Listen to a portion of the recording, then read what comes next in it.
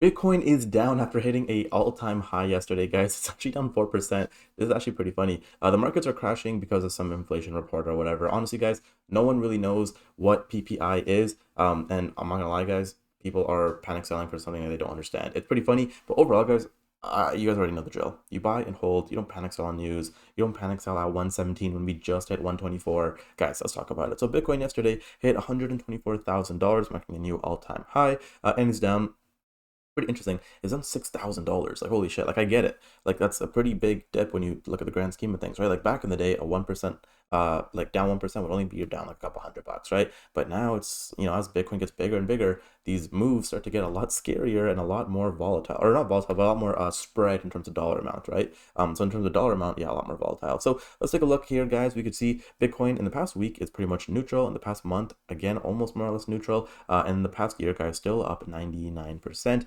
Pretty freaking phenomenal if you ask me. Now, let's go over a couple things, guys. So obviously yesterday we did have the new all-time high, a bit of hype, but again, no one really gives a shit, guys. I'm not gonna lie. I also saw Satoshi Nakamoto is now richer than Bill Gates, or at least at 124 he was, which is very freaking cool to see. So, title and thumbnail of the video, U.S. Treasury Secretary Scott confirms they're exploring ways to acquire more Bitcoin to expand the U.S. strategic reserve. Now, I'm not gonna lie, I thought we already knew this, but I guess they want to say it again. But yeah, like this is something that we've known, and I mean, I've already reported this like months ago, I think, yeah, probably months ago. So Bitcoin has, whoops, let me not do like that. Bitcoin has finally forfeited to the federal government.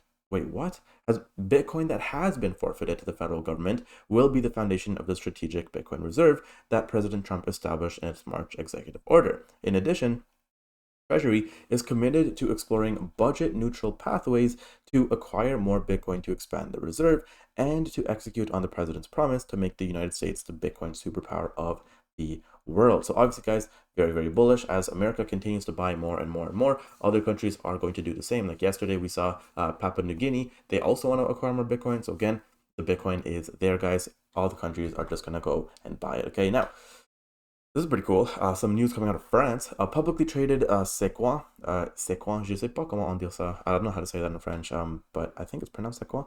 Plans to buy 100,000 Bitcoin by 2030, which is actually insane, right? A massive freaking amount of Bitcoin, guys. So again, more companies, guys, more countries, more corporations, more everything. Everything leads to Bitcoin, guys. It's actually pretty insane. And guys, also some bullish news, guys. Bitcoin Hyper, they've now raised over $9.5 million. Very, very bullish. Very cool for them, guys. They're really doing well. And one thing you'll notice as well, guys, is with Bitcoin Hyper, they're the fastest layer 2 chain on Bitcoin, okay? They're really building something cool here on Bitcoin, and I genuinely think that there's going to be a lot of money to be made with this one. People are going to be printing, and I'm not going to lie, if you don't already have a bag, you can still get in, which is I mean, one, amazing, but two, I'll leave a link down below. All you gotta do is click buy with crypto, connect your wallet, and boom, bada bang. Okay, now moving on, Abu Dhabi's sovereign wealth fund Al Warda, I don't know why I said that like it was in Spanish, but Al Warda Investments reports 147.5 million in new Bitcoin exposure. Now, the thing that's confusing here is, what is this? Like, is this million dirhams? Is this $1 million? Is this 147 million Bitcoin? I mean, probably not, obviously not, because there's only 21 million Bitcoin in the world. But like, what is this, right? Like, we don't know. So I'd love to get more information. I don't think anyone else is saying it in the comments either. Nope, no one knows. But yeah, I mean, regardless, hey, still pretty bullish. Okay.